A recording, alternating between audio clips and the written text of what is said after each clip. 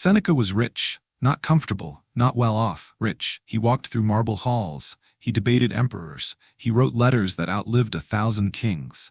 And still, once a month he stripped it all away. He lay on the floor, ate dry bread, wore rough wool, and asked himself, is this what I feared?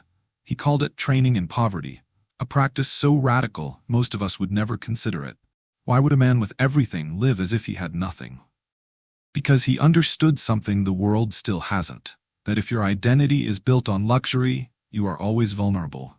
If your strength depends on comfort, you are already fragile. And if you have never learned to lose, then loss will break you. Most people run from the idea of being poor.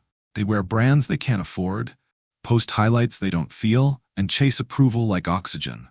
But the Stoic flips the script. The Stoic chooses stillness, chooses simplicity, chooses to taste the silence before the world forces it on him. Seneca knew that real wealth wasn't in gold, it was in control. And control begins with this: I can be poor and still be me. I can lose comfort and keep my clarity. I can walk alone and still have worth. So how do you train in poverty? You live simply. Not once, but regularly.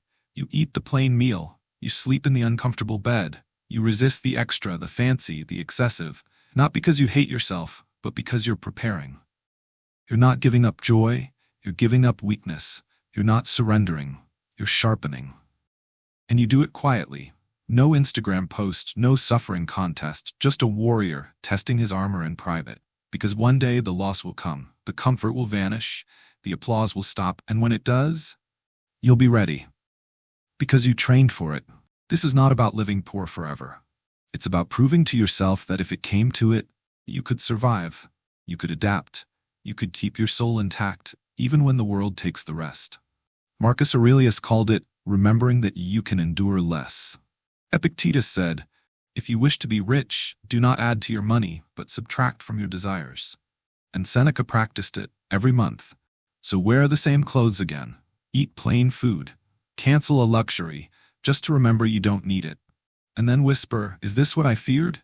You're not failing, you're not falling behind, you're training, quietly, wisely, unshakably. Because no one controls the man who already knows how to lose and still stand. This is how we become unbreakable. We train in poverty.